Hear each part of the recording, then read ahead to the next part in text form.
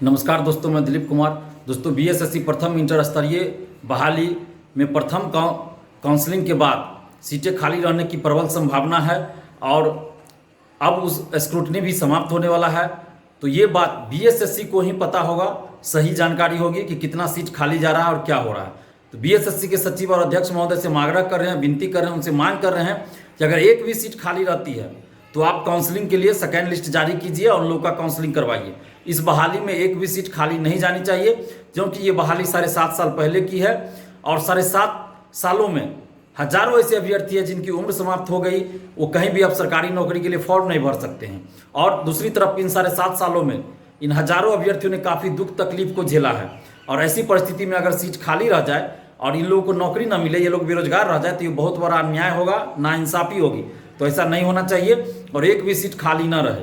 और काउंसलिंग में जो लोग भी ऐसे लोग होंगे जो कहीं जॉब में हो या फिर जिन लोगों ने काउंसलिंग करवा लिया है लेकिन वो लोग ज्वाइन नहीं करेंगे, तो ऐसे लोगों से भी अपील है, हम उनसे विनती कर रहे हैं कि अगर आपने काउंसलिंग करवा लिया है लेकिन अब आप ज्वाइन नहीं करना चाहते हैं प्रथम इंटर स्तरीय बहाली में, तो आप प्लीज़ एक काम कीजिए कि आप कम से कम एक लेटर लिखिए, आवेदन दीजिए बीएसएससी के सचिव के नाम से और उसमें आप जिक्र कीजिए कि आपका काउंसलिंग कब हुआ, आपका रोल नंबर क्या है, पूरा डिटेल दीजिए और आप ये चीज़ें उसमें लिख दीजिए कि आप इसमें ज्वाइन नहीं करने जा रहे हैं और उनके जगह पे किसी और को ज्वाइन करा दिया जाए या काउंसलिंग करवा लिया जाए उनका। तो आप इस तरह से एक लेटर लिख दीजिए ताकि एक मानवता दिखे, क्योंकि जब आप ज्वाइन ही नहीं करेंगे तो यहाँ सीट खाली रह जाएगी और अगले वैकेंसी में उसको जोड़ दिया जाएगा।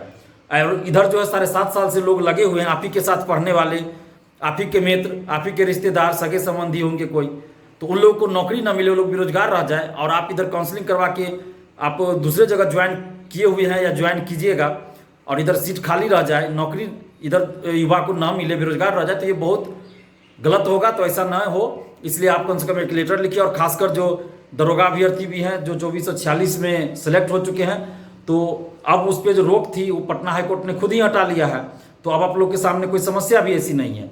तो आप लोगों ने भी अगर काउंसलिंग करवा लिया है प्रथम इंटर स्तरीय बहाली में, तो आप लोग भी निश्चित रूप से एक लेटर लिख दीजिए ताकि आयोग इस पर विचार करे और काउंसलिंग के लिए सेकेंड लिस्ट निकाले और सीट खाली न रह जाए।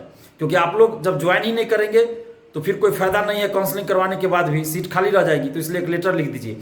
और बीएसएससी के सचिव अध्यक्ष महोदय से भी हम आग्रह कर रहे हैं कि आप जो है हर हाल में इसका प्रयास कीजिए कि एक भी सीट खाली न रहे। और आपके पास कोई इस तरह का लेटर आता है जो ये कहते हैं कि वो ज्वाइन नहीं करेंगे, तो ऐसी परिस्थिति में आप उनको एक तरह से रिक्त पद समझ के और काउंसलिंग के लिए आप सेकेंड लिस्ट जारी कीजिए और एक भी सीट खाली नहीं रहनी चाहिए इस बहाली में। इतना मैं आपसे आग्रह कर रहा हूँ। और दिव्यांग जनों का यानी कि हैंडीकैप जनों का जो समस्या है कि उन लोग का कहना है कि उनकी कैटेगरी में लगता है रिजल्ट ही नहीं दिया गया, तो आपको अब पता चल गया होगा कि उनके कैटेगरी में रिजल्ट है या नहीं। अगर नहीं है उनके कैटेगरी में रिजल्ट, गलती से भी छूट गया है, तो आप उनके कैटेगरी में रिजल्ट दीजिए और जल्द से जल्द उन लोगों का काउंसलिंग करवाइए और एक भी सीट इसमें खाली न रहे, इस बात का आप पूरा ख्याल रखिए। क्योंकि ये बहाली 7.5 साल पहले की है और काफ़ी लंबा समय होता है 7.5 साल, तो ऐसा नहीं होना चाहिए। और दिव्यांगजनों की भी जो समस्या है उनका भी समाधान कीजिए। और जाति प्रमाण पत्र नॉन क्रीमिलेयर वाली जो बात है उसमें भी आप करंट ईयर का यानी वर्तमान साल का भी मान्य कीजिए, चाहे पुराना हो या नया हो, सबको मान्य कीजिए और मानवीय रुख अपनाइए। मानवीय रुख अपनाते हुए इस बहाली को आप जल्द पूरा कीजिए। कोरोना का बहाना आप मत बनाइएगा, जैसा कि लगता है, जैसे पहले भी आप बना चुके हैं, तो ऐसा नहीं होना चाहिए। कोरोना का बहाना मत बनाइएगा, क्योंकि अब आपको सिर्फ ऑफिशियल काम करना है, तो आप कोरोना का बहाना मत बनाइएगा और जल्द से जल्द इस बहाली को आप पूरा करने का पूरा प्रयास कीजिए, ईमानदारी से प्रयास कीजिए। मैं यही कहूँगा कि आप ईमानदारी से प्रयास कीजिए कि जितना जल्द हो इस बहाली को पूरा कीजिए और एक भी सीट खाली न रहे, इसका भी आप पूरा प्रयास ईमानदारी से कीजिए। क्योंकि परीक्षार्थी 7.5 सालों से लगे हुए हैं और उनके दुख तकलीफों को आप भी समझ रहे होइएगा, ऐसा नहीं कि आप नहीं समझ रहे होंगे, हर कोई समझ रहा है। तो इसका समाधान होना चाहिए और किसी भी परिस्थिति में एक भी सीट खाली नहीं रहनी चाहिए। और आप तमाम परीक्षार्थियों से भी हम आग्रह कर रहे हैं कि आप लोग भी इसके लिए तैयार रहिए कि अगर काउंसलिंग की तो हो चुकी है, अब स्क्रूटनी भी आज संभवतः समाप्त हो जाए, तो जैसे ही पता चले कि कितना सीट खाली है उसके बाद हम लोग अगर जरूरत पड़ी तो आंदोलन भी करेंगे सेकेंड लिस्ट जारी करवाने के लिए। लेकिन आप लोग एकजुट रहिए और एकजुट होकर आवाज़ उठाते रहिए। तो काउंसलिंग के लिए सेकेंड लिस्ट के लिए भी हम लोग आंदोलन अगर करना पड़े तो आंदोलन भी करेंगे, लेकिन हम लोग चाहते हैं कि आंदोलन की नौबत ना आए और बीएसएससी खुद ही मानवीय रुख अपनाते हुए काउंसलिंग के लिए सेकेंड लिस्ट जारी कर दे।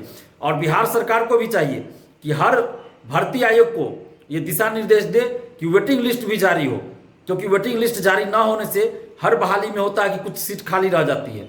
तो ऐसा नहीं होना चाहिए, वेटिंग लिस्ट भी जारी हो तो बहुत अच्छा रहेगा और सरकार को इस दिशा में कदम उठाना चाहिए। और आप तमाम परीक्षार्थियों से भी हम आग्रह करें कि आप लोग एकजुट रहिए, आपस में गुटबाजी मत कीजिए, आपस में किसी बात को लेकर विवाद बिल्कुल मत कीजिए। और जिस तरह से पहले से एकजुट रहे हैं उसी तरह आगे भी एकजुट रहिए। अगर आप एकजुट नहीं रहेंगे तो आयोग फिर मनमानी करेगी। अभी आपको काउंसलिंग हुआ है, अभी फाइनल रिजल्ट नहीं आया है, अभी ज्वाइनिंग नहीं हुई है और काउंसलिंग के लिए सेकेंड लिस्ट भी निकलवानी है। तो इन सभी बातों को देखते हुए एकजुट रहने की जरूरत है, क्योंकि अगर आप एकजुट नहीं रहेंगे तो आयोग मनमानी करेगी, जैसा कि आप लोग पहले भी देख चुके हैं। तो अभी भी जरूरत है एकजुट रहिए और एकजुट होकर आवाज़ उठाते रहिए। जहां भी गलत हो वहां सच्चाई के लिए आवाज़ उठाइए, अन्याय के खिलाफ आवाज़ उठाइए और एकजुट रहिए। धन्यवाद। जय हिंद।